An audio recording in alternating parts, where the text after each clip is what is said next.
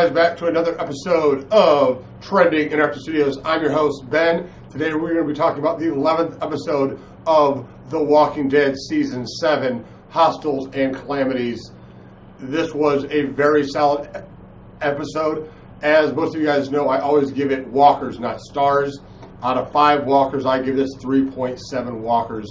I do not think this was the best episode of the season, but I thought it was a very solid episode that told us a lot more of the story. Now, guys, last week I started a new thing called Hot Topics, which I do on Wednesdays.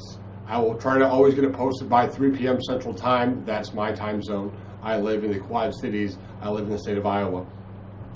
So anyhow, if you have any questions that you want me to answer, please post it in the comments down below of this video or post it in the comment section of my reaction video. No matter how many questions I get, I will answer all of them. They can be current questions, they can be past questions.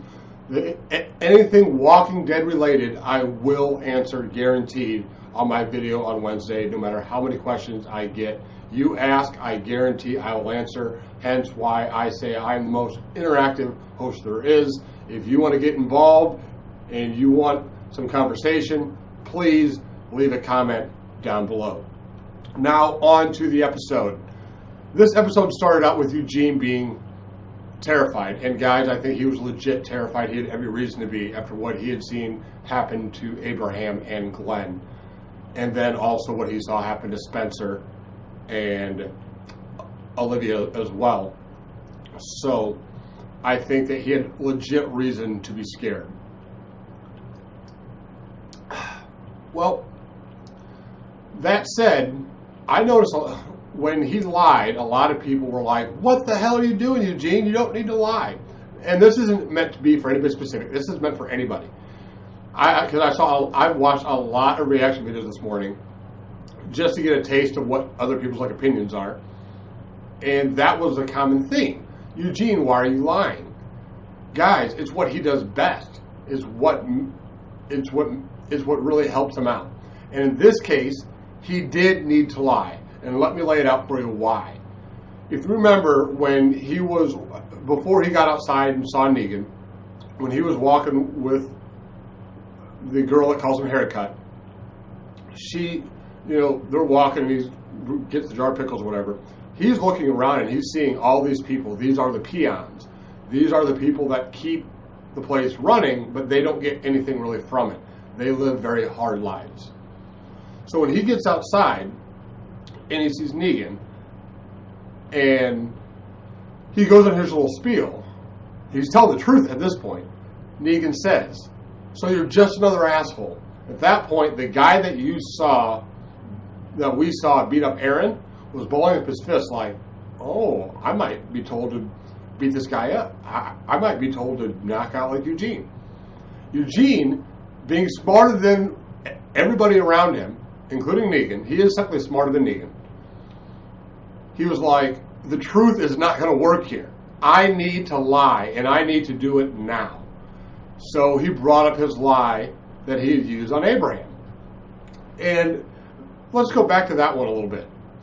With Abraham, the lie ends up being a good thing. And there's people that can argue with me on that, but they're wrong. He saved Abraham. Now, not intentionally. He was saving himself. Let's not hide the fact he was being a coward. He lied to save himself, but it also saved Abraham.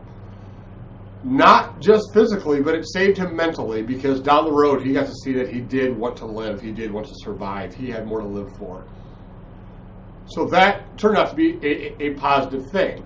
Yes, he got knocked out for it, but it beat the alternative of Abraham walking him through thousands of walkers that was in front of Glenn and Maggie and Sasha and Rosita. They all saw what was in front of them, and it was certain death. There was no doubt they were going to die. So Eugene thought, okay, this lie is done now. I have to tell the truth. And he did. And he got knocked out for it. He got hurt for it.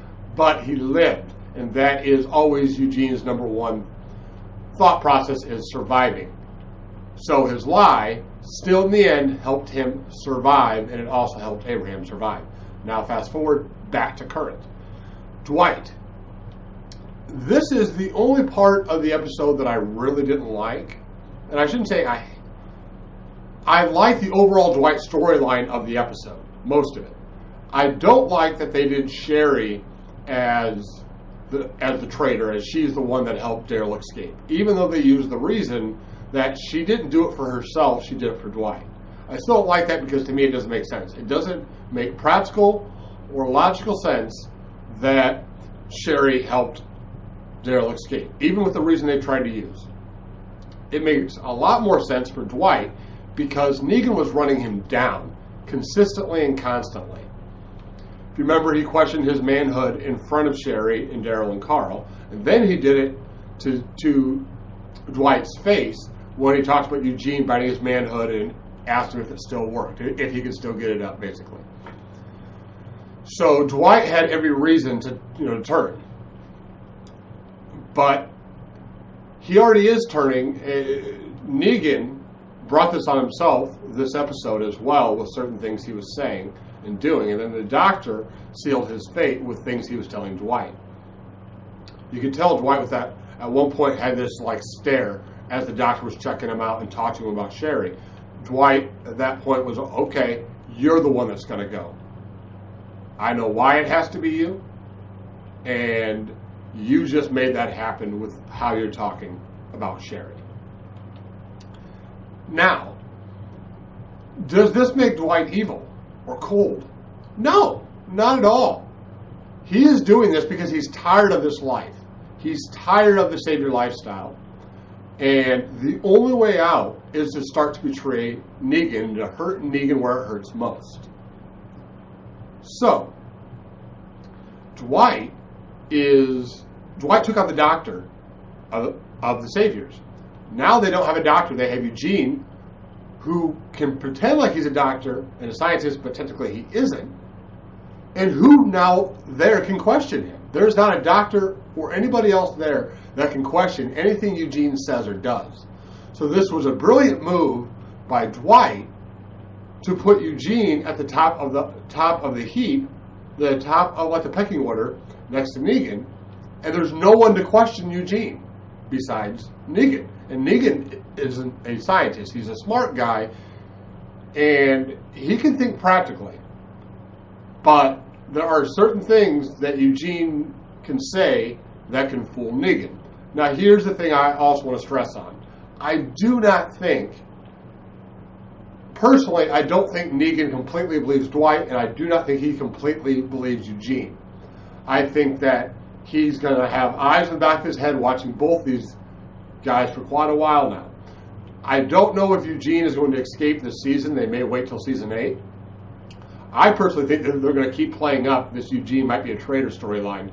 So going into next season, we're still wondering what's going on with Eugene, and even a lot of people who already are, but they're unsure. There are some people that are like, oh, Eugene, I don't know if I believe it. I'm not sure.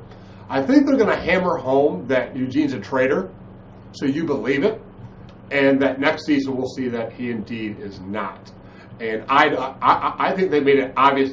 Certain things this episode made it obvious that Eugene is not a traitor.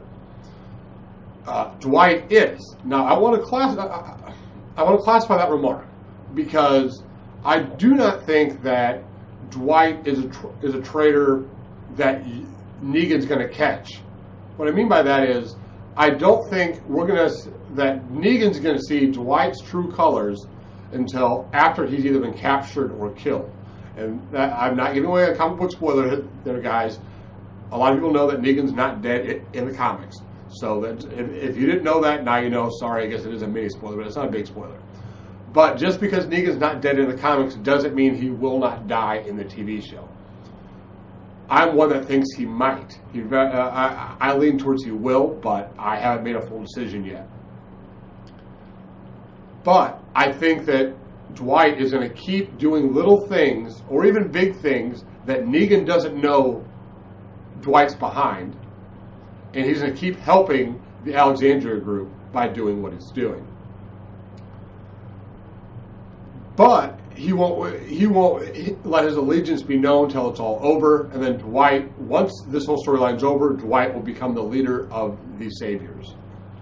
And the Saviors will be a good group that will be working with Alexandria, the Kingdom, and Hilltop.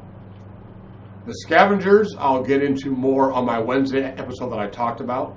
Next week's episode is about the Alexandria group trying to find guns for the Scavengers.